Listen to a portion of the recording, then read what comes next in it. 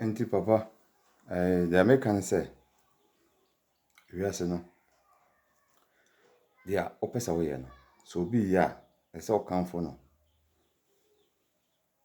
Ese okamfo no. Opesa obedi Ghana so as a president. Nanso ye benimu no, ye nimu se we sofo. Why odi asofo de akọ animu kakra we sofo pon ankasa. Ade na why ama Ghana for apart from asofo de companies a woka ho asem se Kwame Nkrumah beye ya wagya ho a MPP entumi anto aso yi papa na nka ofese obey president nka ehu se waye baako o se sa companies baako afise wo sika na nka ehu se papa yi onya mmeye mpohwede waye potoprum se obey president mete se na wo kan so o station ni so se Akufo-Addo no papa beye president office no egbo ntutuo ana ne ban so beye president ana no so ahyebo a wantumi ni so nipa no de obesusu no susukuru a obesusu no saa na ebesusu ma MPP for Akufo-Addo oba o hyebo bebre ana wantumi ni so nti de na kire se won so bo a wo hye ne nsem a wo kan na obetumi di so ede na kire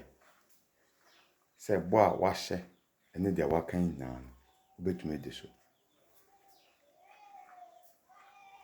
papa why sofo me de mafutu ni se nka obekoso adi usofo yi opese obe president Ghana ye blue ye bre ye tie sansem ya che nka minitumi se makasa wo ho se nanso odi wo ho awura amanyosem no mu de sese de kire madwen hana de sese meka bia metumi ka papa amamu no anafom saa wo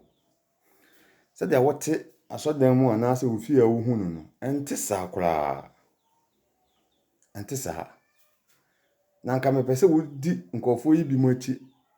amampanimfo ne amammuofo yi ene partyfo yi bi achi na wo hwemu de yi papa ansa na wode wa no kura kasa obey president enafom te se de wo hunu no kura hwe companies akase a wo show yi na wo se me yambo bisien wogigi se betumi nya sika wo Ghana ha de sa companies yi na ye sese ya to aba ma obey president wo betumi nya sika e de aye sa companies bebebe yi a ase yi na ye ana se ye ntoma na wo wi a won so abeka se sika ne man ni mu enti se de wode wa no ka no enti se de wode wa no ka no amamu no enye yize saa emodin na de tene se papa se me kasa se wanya enisoade hunu bi efa amamu ho a wo ye sofo from ampanimfo no de open asem te se de medi kankan na fa hye nensa kire no yesei na papa ense usika so bi na kagu waso se ba president na wo asore wo dom tu be wini a papa kwesindum aya bisa no ye Ghana for ede ye no enye yize saa kura nti de wo hunu no Ghana for ye blade ana ya dwena asesa de na papa enye yize Ghana for ntoma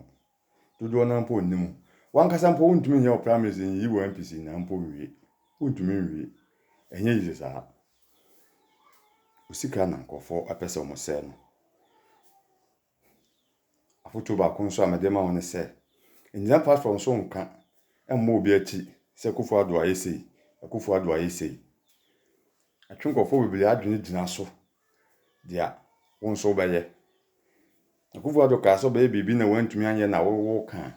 saa na won so ba dia wo kan no wantumi ye enti enya ba bia platform bia so nka embo Akufo-Addo din enka so ka so be sei ne wantumi anye dia wo betumi aye no wo gyina platform so aka sɛ wontie ma foto na obekɔ so asa obey president nti nkofo nyi usika nni a wo de wo gyina ba bia aka sɛ metra bosom me baba ye president a meye sei emo obi adin sɛ nipa we ka sɛ obey sei ne wantumi anye ai ensuo na wosim no wonnim de wase nti wosim wie a ana obehu sɛ moba ahwea anase nwia na gu nsuo na se ana obehu nti mesrew sɛ wo gyina ba bia enka na nasɛm sɛ na naka sɛ obey sei wantumi anye ana mahama ba na sɛ obey sei ne wantumi anye ti awo obetumi anye no ana ka nanso mafoto ni sɛ abaya ankato adwum Ghana for ntoma Ghana for ntoma na sɛ Ghana for beto ma okra mpo a enya nru ho agye yehu for by 16 years ansa sisi yenim sɛ wo ye sofo ana won kan cha yen so sɛ wo be president a wo be gya asofodie no na wo ye president no ana sɛ wo de asofodie no bɛka president no ho adi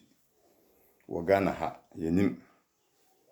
nti papa mesrew akamenko a nka jai dia wo ye no awo sɛ usika